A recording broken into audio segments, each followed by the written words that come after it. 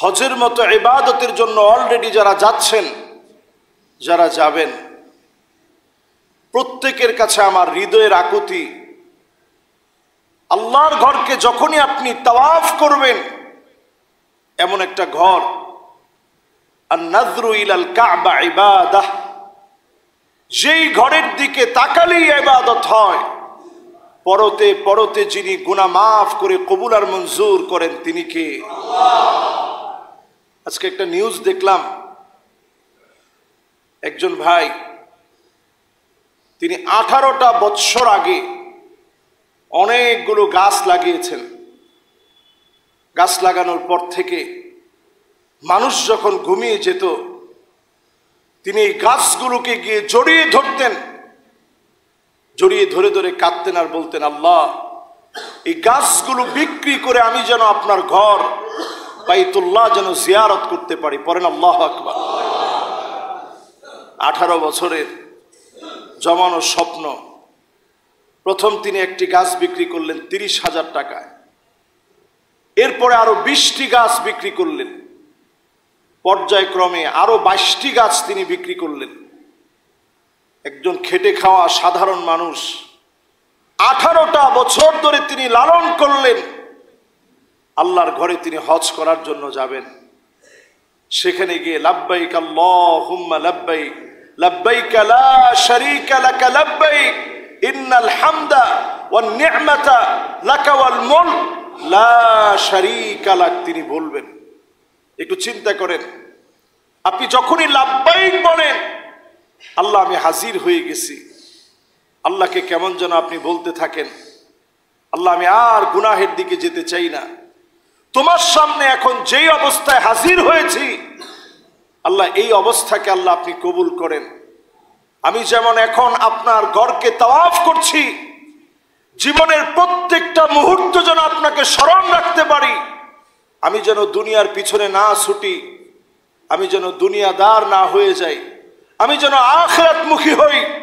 আল্লাহর ঘর তাওয়াফ করার সময় যদি চিন্তা আপনার ভিতরে আসে, আপনি যদি মনের ভিতরে লালন করেন, আপনি যদি চিন্তা করেন আল্লাহর ঘর আমি জিয়ারত করব, আমি হজে যাব, আল্লাহর ঘরটা তাওয়াফ করব, আল্লাহর ঘরটা প্রদক্ষিণ করব, আমি মিনা মুজদালিফা আরাফায় অবস্থান করব, হজের কাজগুলো আমি সম্পন্ন করব, আপনি যদি এই নিয়ত করেন, এই নিয়তের কারণে যিনি সওয়াব দান করে দিবেন তিনি কে?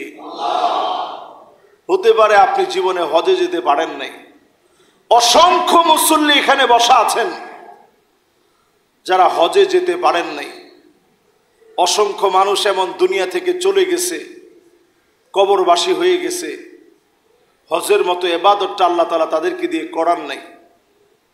আল্লাহ তাআলা নামাজ পড়িয়েছেন, আল্লাহ তাআলা রোজা রাখিয়েছেন, আল্লাহ তাআলা যাকাত দেওয়ার তৌফিক দিয়েছিলেন, কিন্তু হজের মতো ইবাদতটা আপনি করতে পারেন নাই। আল্লাহ রাব্বুল আলামিন যাদেরকে কবুল করেছেন তারাই হজে যাবে। আপনি আমি যদি অন্তত মন থেকে নিয়ত করি আমিও হজে যাব, ওই লোকটার মতো 18 বছর ধরে জমানো বাসনা, মানুষ যখন ঘুমিয়ে থাকতো তিনি গাছগুলো ধরে ধরে কাঁদতেন আর বলতেন, আল্লাহ এই গাছগুলো আমি লাগিয়েছি, এই চারাগুলো বড় হচ্ছে, আল্লাহ এই ওসিলায় আল্লাহ আপনি আমাকে নিয়ে যান, আমার অর্থের যোগান আল্লাহ তাআলা আপনি দান করে দিয়েন। সুবহানাল্লাহ।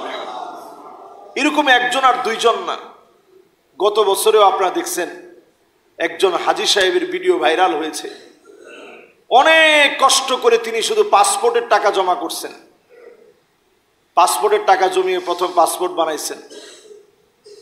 পাকিস্তানের একজন মুরব্বী, দেখতে একেবারে সাহাবায়ে কেরামের জামানার মানুষের যে সুরত ছিল, এইরকম আকৃতির একটা মানুষ, ফেসবুকে তার ভিডিও অনেক ভাইরাল হয়েছিল। ওই লোকটা এমন ছিল যার পায়ের মধ্যে জুতা পর্যন্ত ছিল না, সামান্য কিছু টাকা নিয়ে শুধু বিমানের টিকিটের টাকা হয়েছে, থাকার কোনো অবস্থা তার নাই।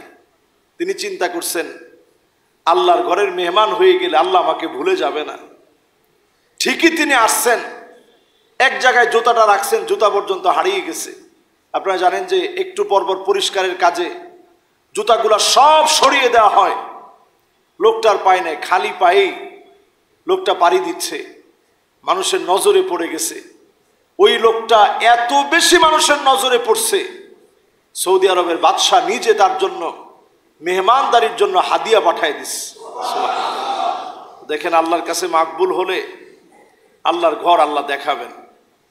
এই জন্য আমরা নিয়ত করি প্রত্যেকে, আল্লাহ রাব্বুল আলামিনের ঘর আমি যদি দেখি, আমার হালাল উপার্জিত টাকায় যখন আমি হজ করব, আমার হজটা যেন মাকবুল হয়, আমার গুনাহ খাতা যেন মাফ হয়।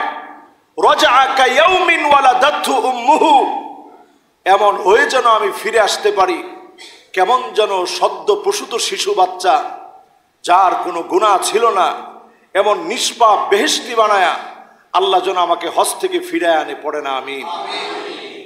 যারা হজে যাচ্ছেন প্রত্যেকের নিয়ত এমনটা হওয়া দরকার, এবং এই প্রত্যেকটা মুহূর্তে চিন্তা করা দরকার, আজকে যে টাইলসের উপরে আপনি দৌড়াচ্ছেন, তাওয়াফ করছেন, এই তাওয়াফের সময় একটু চিন্তা করবেন, এই জায়গাতেই নবী করিম সাল্লাল্লাহু আলাইহি ওয়াসাল্লামকে কলার ধরে উঁচা করে ফেলা হয়েছে। এই জায়গাতে হযরত আবু বকর দৌড়ে আসছেন। আলী রাদিয়াল্লাহু তাআলা আনহুর বয়স তখন মাত্র 11 বছর।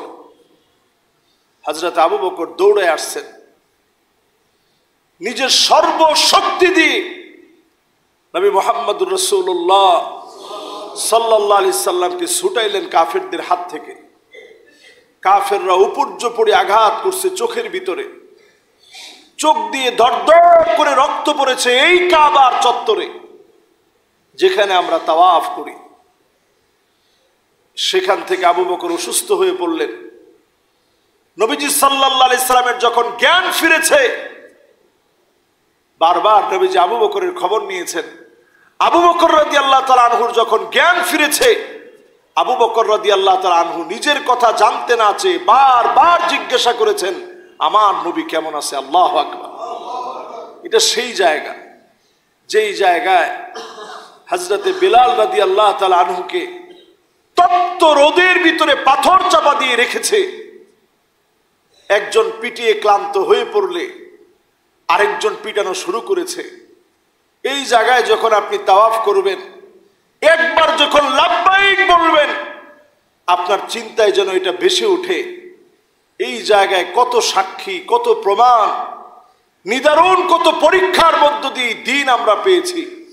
যদি আপনি মনের ভিতরে এটা ওই জায়গায় দাঁড়ায় চিন্তা করেন, ওই সময় আপনার সেলফি উঠানোর কথা মনে থাকবে না, বাজে কোনো চিন্তা আপনার আসবে না। আপনি চোখটা নিচের দিকে দিয়ে তাওয়াফ করতে থাকেন। আপনি যখনই হাজরে আসওয়াদ থেকে বিসমিল্লাহ বিসমিল্লাহ আল্লাহু আকবার বলে যখন শুরু করলেন, আবার হাজরে আসওয়াদের সামনে আসার আগ পর্যন্ত আপনি জায়গায় জায়গায় তাকায় তাকায় দেখেন কি রাখছেন আল্লাহ তাআলা। মুলতাজামে নবীজি বুক ঠেকায় দিয়া নবীজি কাঁদলেন, দুঃখ যন্ত্রণা যাতনাগুলো সব আল্লাহর কাছে বললেন। মেয়ে যাবে রহমার সামনে নবীজি কাঁদলেন। রুকনে ইয়ামানির সামনে আপনি যখন আসেন তখন দোয়া করেন, রব্বানা আতিনা ফিদ দুনিয়া হাসানা ওয়া ফিল আখিরাতি হাসানা ওয়া কিনা আযাবান নার। হযরত ওমর রাদিয়াল্লাহু তাআলা আনহু সারা তাওয়াফে তিনি একই দোয়া করতেন, রব্বানা আতিনা ফিদ দুনিয়া হাসানা ওয়া ফিল আখিরাতি হাসানা ওয়া কিনা আযাবান নার। আয় আল্লাহ তাআলা দুনিয়ার কল্যাণ দান করে দেন, আখিরাতের কল্যাণ দান করে দেন। আল্লাহ জাহান্নামের আগুন থেকে হেফাজত করেন। বারবার তিনি দোয়াটা পড়তেন। আপনি আমি যখন তাওয়াফ করব, কল্পনার ভিতরে আল্লাহর বরত্বের কথা আনেন, আল্লাহর সামনে হাজির হয়েছেন, চিন্তা করেন, শিরক থেকে বের হয়ে আসেন। এইভাবে যদি তাওয়াফ করেন, অবশ্যই যিনি গুনাহ খাতা মাফ করে কবুল করবেন তিনি কে? আল্লাহর ঘরে যারা যাওয়ার তৌফিক হয়েছে, গেছেন উমরা করতে, হজ করতে, আবার যাবেন চিন্তা করছেন, এটা চাইলেই হয় না, টাকা থাকলেও অনেকে পারে না।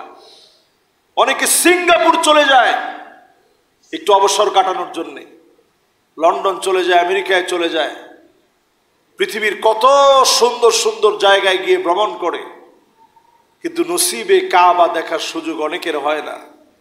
আবার দেখবেন অনেকের মোটেও টাকা নাই, আল্লাহ কবুল করছেন, উনি ঠিকই আল্লাহর ঘরে চলে যান, আল্লাহ তৌফিক দেন। আল্লাহ তো তাদেরকে তৌফিক দিবেন যারা আল্লাহর পথে আসছেন, লাব্বাইক বলার যোগ্যতা যারা অর্জন করছেন। আপনি একটু চিন্তা করেন, আপনি এই যে হজে যাচ্ছেন, কি কারণে আপনি হজ করতেছেন? আপনার বিয়েই হজ করছে, আপনি না করলে ইজ্জত থাকে? এই চিন্তায় যদি আপনি হজ করেন, কবুল হবে? আপনি নির্বাচন করবেন, নামের আগে একটু আলহাজ না লিখলে পোস্টারটা বড় হয় না। সবাই আলহাজ লিখছে, আপনি আলহাজ না লিখলে কেমন হয়? আমাদের দেশে দেখবেন উমরা করে এসে উনার নামের আগেও আলহাজ। আপনি তো করছেন উমরা, আপনি আলহাজ হইলেন কেমনে? হজ করলে না অনেকে আলহাজ মানুষ বলে, তা আপনি তো করছেন উমরা, আপনি আলহাজ হইলেন কেমনে? আপনিও নাম দিছেন যে হুজুর আমি হজ করতে পারি নাই, তবে ছোট হজ করছি। কি হজ? ইসলাম এটার নাম দিছে উমরা, আপনি বলছেন আমি ছোট হজ করছি। হুজুর, ছোট হজ বলতে ইসলাম কোনো সিস্টেম রাখে নাই। ইসলাম যে সিস্টেম রেখেছে তার নাম হচ্ছে হজ, আরেকটার নাম রাখছে উমরা। যে লোকটা উমরা করবে তাকে বলা হবে মুতামির, উমরাকারী। আপনি নামের আগে আলহাজ টাইটেল হজ করেই লিখতে পারবেন না, আর উমরা করে তো প্রশ্নই আসে না। আপনি নামাজ পড়েন, কয়দিন নামের আগে নামাজি লিখছেন? রোজা রাখেন, কয়দিন নামের আগে রোজাদার রাখছেন? কালেমা পড়ছেন, কয়দিন নামের আগে কালেমাওয়ালা রাখছেন? যাকাত দেন, কয়দিন নামের আগে যাকাত দাতা লিখছেন? কিন্তু হজ করলেই আমাদের দেশে বিরাট একটা টাইটেল। যদি হাজি সাহেবের একটা হালিমের দোকানও থাকতো তাহলে এখন হাজি হালিম, সব জায়গায় এখন হাজি। এটা যেন আমাদের চরিত্র না হয়। হজ আমরা করব কার জন্যে? হজ সাধারণ ইবাদত নয়, অন্য কোন ইবাদতের ক্ষেত্রে নবীজি এমনটা বলে নাই। আল্লাহ এটা সহজ করে দেন। জিহাদে গেছে, নবীজি মাথা ঠেকায় দিয়া বদরের প্রান্তে দোয়া করছেন, ইয়া হাইয়ু ইয়া কাইয়ুম, ইয়া হাইয়ু ইয়া কাইয়ুম। আল্লাহর নবী আল্লাহর কাছে বারবার বরত্বের ঘোষণা দিয়েছেন, কিন্তু হজের জন্য যখন নবীজি আসছেন, নবীজি আল্লাহর কাছে দোয়া করছেন, আল্লাহুম্মা ইন্নী উরিদুল হজ ওয়াল উমরাহ ফায়াসসিরহা লি ওয়া তাকাব্বালহা মিন্নি। আয় আল্লাহ, আমি হজ উমরা করার নিয়ত করেছি, আল্লাহ এই কঠিন কষ্টসাধ্য ইবাদত আপনি আমার জন্য সহজ করে দেন। বলেন আল্লাহুম্মা আমিন। নবীজি দোয়া করছেন, আপনি আমিও এই দোয়া করি, আপনি আমিও এই দোয়া পড়ি, কিন্তু অনুধাবনে অনেকের এই অনুশোচনা এখনো আসে না যে এই যে কষ্টসাধ্য একটা ইবাদত আমি করার জন্য নিয়ত করছি, কোন কোন জায়গায় ভুল করলে এই ইবাদত আল্লাহ কবুল করবে না।